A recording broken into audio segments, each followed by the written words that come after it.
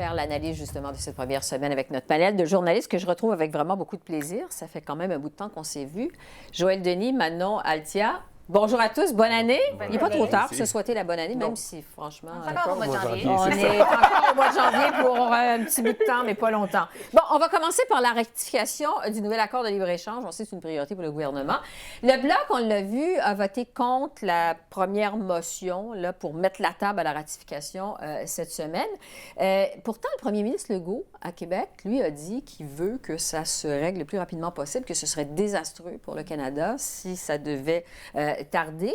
On sait que le Bloc a fait campagne sur l'agenda de la CAQ à la dernière élection. Qu'est-ce qu'on doit comprendre de la stratégie du Bloc québécois? Bien, en fait, que le Bloc est davantage à l'écoute des régions qu'il représente à la Chambre des communes, le Saguenay-Lac-Saint-Jean étant une de ces régions. Le député Alexis Brunel-Duceppe a été un des porte-parole. L'autre, c'est Mario Simard, représente donc des régions importantes. Et donc, ils sont vraiment collés sur les régions qu'ils représentent à la Chambre des communes et non pas sur le gouvernement Legault dans ce dossier.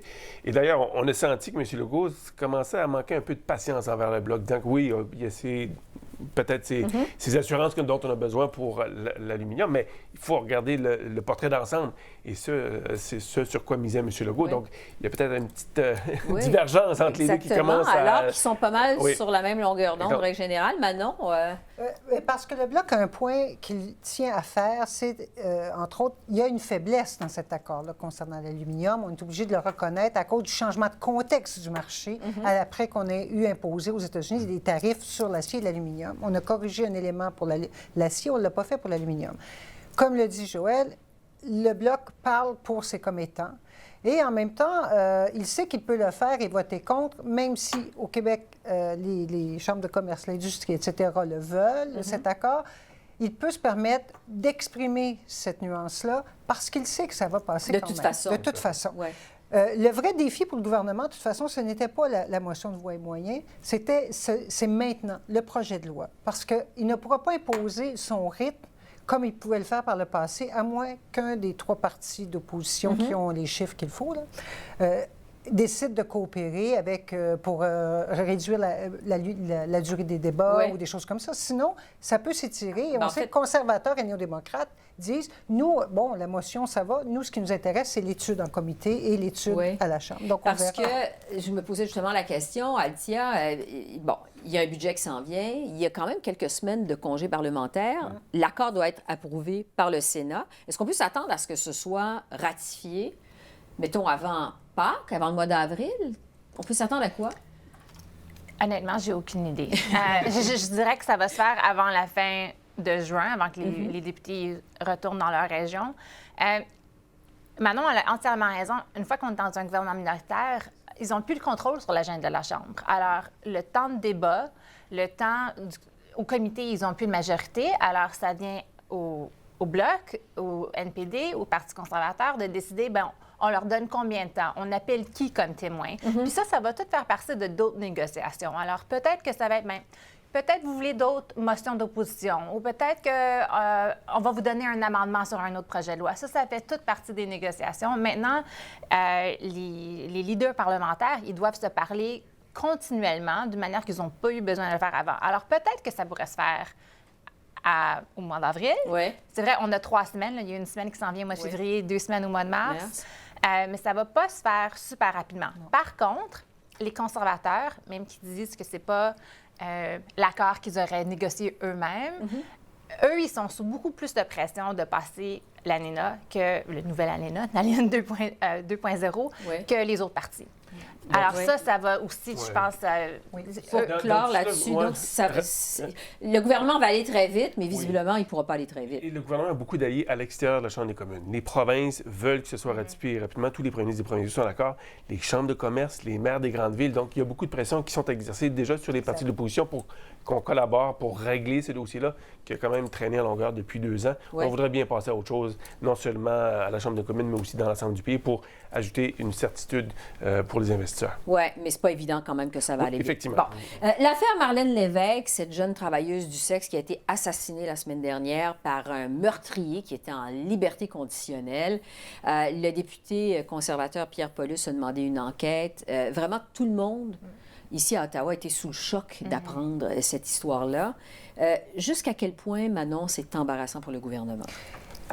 En fait, on va le savoir si, effectivement, il y a une enquête externe et non pas seulement interne, parce que la commission pourrait être portée, justement, à défendre son monde, alors qu'on voit que d'anciens commissaires disent qu'il y a un problème d'expertise qui s'est perdu, il y a un roulement des commissaires, et qu'il y a eu erreur dans ce dossier-là, de toute évidence, sauf quand on lit les dossiers de mise en liberté, on se rend compte que cet homme-là avait suivi tout un processus, il y a eu des évaluations, il n'a pas été, on n'a pas ouvert la porte, on l'a foutu dehors. Là. On dit que ça faisait partie d'une stratégie. Mais il y avait un élément de cette stratégie. La stratégie est très complexe. Quand vous lisez les rapports de mise en liberté, il faut être conscient que aussi, les mises en liberté, il y en a environ 15 000 par année. Alors, il y a des erreurs. C'est impossible qu'il n'y en ait pas. Là, elle est vraiment tragique. Ce qui a fait tiquer tout le monde, c'est le fait qu'il y ait eu une stratégie pour avoir des relations sexuelles, satisfaire ses besoins sexuels. Là, tout le monde est un peu surpris de lire ça, mais qu'est-ce que c'est?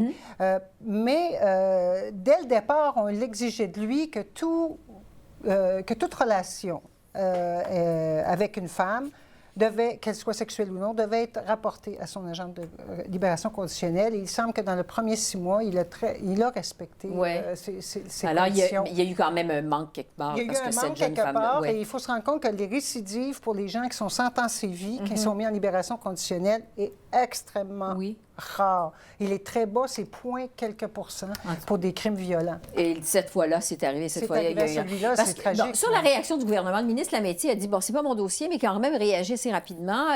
Il a dit que c'est important. Il voulait continuer à vanter le système de libération conditionnelle au pays. Il dit, il est fantastique. Est-ce qu'il y a eu la bonne réaction dans les circonstances? Des fois, je pense qu'on aimerait que tous les politiciens, n'importe qui, juste répondent de manière peut-être plus humaine que de manière stratégique parce qu'ils ont peur de dire quelque chose ou de noircir la réputation de des gens dont ils ne le savent pas s'il y a eu une erreur ou non. T'sais, ils opèrent aussi dans le flou. Ils n'ont pas les détails, ils ne savent pas qu'est-ce qui s'est passé. D'ailleurs, il a dit, le ministre Lametti, on n'a pas encore les détails, je vais attendre de voir les résultats de l'enquête. Mais... Puis c'est pour ça qu'ils sont comme leur réaction n'est pas comme normale. Je pense que l'objectif en tête de M. Lametti, c'est de ne pas ébranler davantage la confiance du public envers notre système de justice. Parce qu'il y a eu des hauts cris de la part des citoyens qui ont pris connaissance des faits dont on parle en ce moment, et les gens ont réagi de façon très...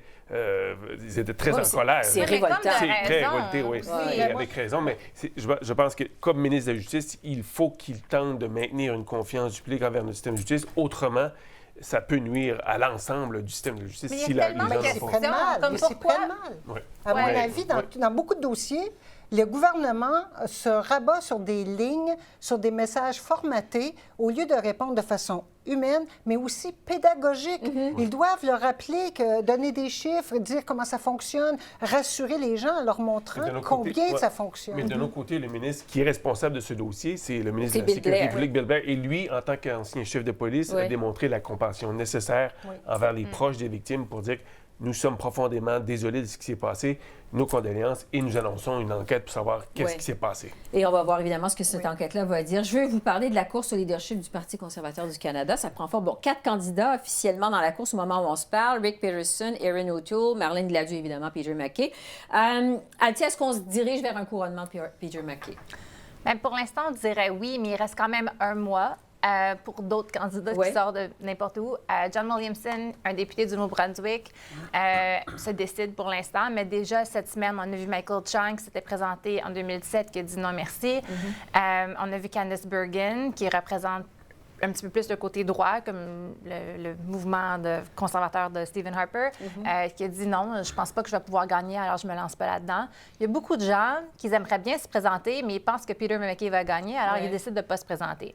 Mais quand même, c'est dans les coulisses, surtout avec les employés, les sénateurs, les députés qui étaient proches de M. Harper, il y a vraiment un mouvement d'essayer de trouver quelqu'un qui pourrait faire face à M. MacKay. Pour qu'il y ait vraiment une course, parce qu'évidemment, l'impact de l'absence de course et d'un couronnement sur le parti, c'est pas ce qui est souhaité. À cet égard-là, je vous dirais, on sent, quand on regarde et on analyse ça, que Stephen Harper tente de garder un certain contrôle sur le parti qu'il a quitté, en justement tentant de convaincre des gens comme John Baird de se représenter. Même James Moore a été approché. Ou d'empêcher d'autres. Et d'empêcher d'autres, Jean Charest, par exemple.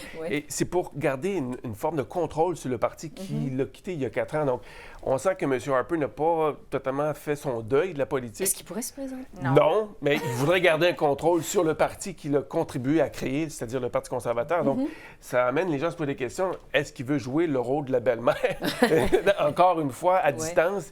Et jusqu'ici, par contre, il frappe un mur parce qu'il n'arrive pas à convaincre des gens, justement, qui incarnent sa philosophie de se présenter dans cette course. Bon. Le français de Peter MacKay. Non. Est-ce que c'est un problème? Oui, c'est un problème. Là-dessus, je partage l'avis de Jason Kenney, qui a dit oui, il faut être bilingue pour être chef d'un parti national, pour une personne qui aspire à être premier ministre. C'est inévitable.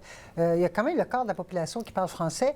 Et ce qui me dérange beaucoup dans les arguments de ceux qui disent oui, mais bon, le Parti conservateur, finalement, n'arrive pas à percer au Québec de toute façon, il peut un peu s'en ficher, d'une certaine manière, c'est considérer qu'il y a des francophones seulement au Québec, c'est une première chose. Et deuxièmement, c'est de dire oui, mais le bilinguisme, il n'y a plus cette menace souverainiste. C'est oublier deux choses, c'est que M. Legault au Québec a remonté sur une vague quand même nationaliste et le Bloc québécois en a profité. Et c'est en quelque sorte avouer que le bilinguisme, on fait ça quand on a le fusil sur la tempe parce qu'on crée un référendum, mais après ça, on s'en fiche. Et ça, moi, je trouve ça dérangeant, mais ça déteint, comment on dit, ça donne une image pas très glorieuse d'une certaine frange du Parti conservateur. Oui, il reste moins d'une minute, Althia. Plusieurs ont été surpris de voir que M. MacKay ne parlait pas mieux français que ça, parce qu'il a été ministre pendant quelques années ici à Ottawa. Est-ce qu'on peut s'attendre... Plusieurs ont dit il est rouillé. Est-ce qu'on peut s'attendre à ce que son français s'améliore ou que ce soit qui s'améliore? Bien, je pense que la question, c'est si M. MacKay voulait vraiment devenir premier ministre du Canada, pourquoi il ne s'est pas préparé plus tôt? M. Kenney parle très bien français. M. Baird, pas vraiment. Mais M. MacKay a dit que c'était à quoi il aspirait. Depuis 17 ans, on en parle peut-être plus. Comment ça se fait que son français n'est pas mieux que ça? Ouais. Il avait le droit à des cours gratuits ici, à la Chambre des communes. On me dit que son épouse parle assez bien français. C'est ce qu'on lit, effectivement. Il a travaillé sur Beechfield à Toronto. Bon, Toronto, il y a quand même des professeurs de français. Pourquoi il ne s'est pas mieux préparé? Moi, je pense que c'est aussi une question du devoir de Peter MacKay. Est-ce que c'est vraiment... Qu'est-ce que ça dit de... sa persévérance, sa détermination, le travail approfondi qu'il est prêt à faire s'il devient premier ministre aussi. Et à vouloir devenir premier ministre. Joël Denis, je sais que vous y avez parlé, vous avez eu une conversation avec lui en français. Oui. Qu'est-ce que vous en avez pensé? Que son français est meilleur que ce qu'on a pu voir samedi. Je vous dirais que même le discours qu'on a rédigé pour lui a été difficile à lire. J'aurais probablement cafouillé moi-même en lisant ce qui avait été écrit pour lui. Et donc, je lui ai parlé la semaine dernière pendant 20 minutes et tout s'est déroulé en français.